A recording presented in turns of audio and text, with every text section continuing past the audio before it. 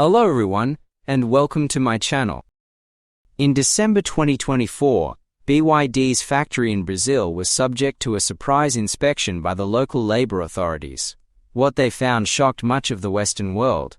Around 160 Chinese workers were living and working under conditions that were described as borderline slavery.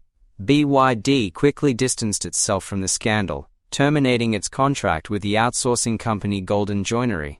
The contractor, however, claimed it was all just a, quote, cultural misunderstanding. Even more surprisingly, some workers signed a joint letter stating they had no complaints about the working conditions and expressed a desire to continue working there. Whether that letter was written voluntarily or under pressure remains unclear. This incident stirred up significant discussion on Chinese social media. What's thought-provoking is how many Chinese netizens dismissed the whole situation as yet another case of Western media smear campaigns. Why is it that working conditions so blatantly inhumane can appear normal or even understandable to some Chinese people? Today, let's talk about the root of this mindset. The brutal labor environments that have long been normalized in China but would be unthinkable in any civilized society. One key reason many Chinese people lack empathy for this kind of news is that they grew up around similar labor conditions. What is seen as slavery-like in the West is often just everyday reality in many Chinese factories. In their view, yes, the conditions in Brazil might be tough, but if the wages are significantly better than those offered back home, then it's worth it. Hardship becomes acceptable. This also explains why that joint letter may not have been entirely coerced. Some workers may have been dissatisfied, but the relatively higher pay outweighed the poor conditions. As for the Chinese middle class and white-collar professionals, even though they've never experienced such environments firsthand, many still choose to see the story as Western exaggeration. This reflects a deeply rooted class indifference and a twisted sense of values. In China, jobs are rigidly stratified. Manual laborers, factory workers, construction workers, farmers, cleaners are seen as low class, destined to suffer. If their working conditions are poor, well, that's just the natural order. Add to that a toothless labor law system and a surplus of labor supply, and you get a culture where it's completely normalized to squeeze as much as possible out of the lowest paid workers. So just how bad are working conditions in China? Today we won't even touch on wages or workplace safety. We'll just talk about day-to-day living and working environments. Back in 2010, Foxconn, Apple's main manufacturing partner in China, made headlines due to a wave of employee suicides. And this is a factory that by global standards was relatively compliant with international oversight. Even so, the intense pressure, oppressive environment and isolating robotic 12-hour shifts drove many young workers to take their own lives.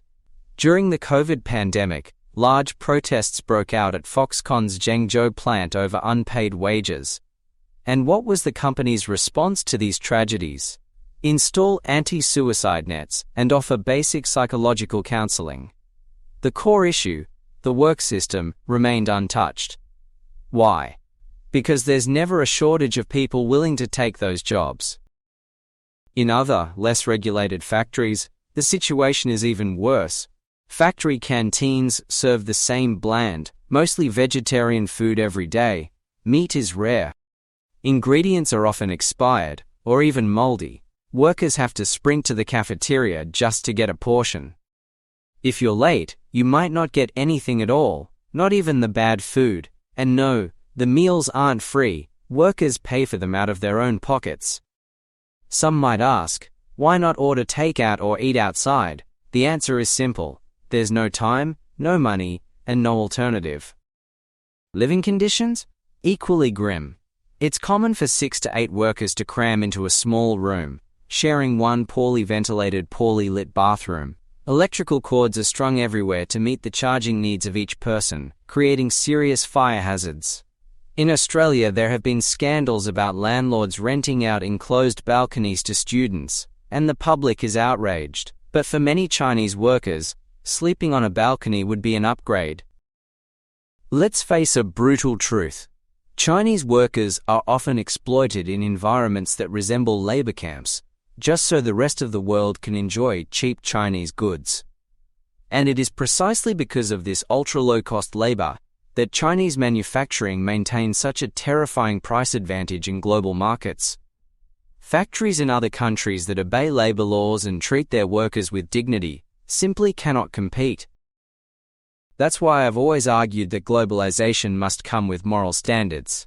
If the West truly cares about human rights, it cannot mourn for the people of Gaza on one hand, and then casually enjoy products manufactured in human misery on the other.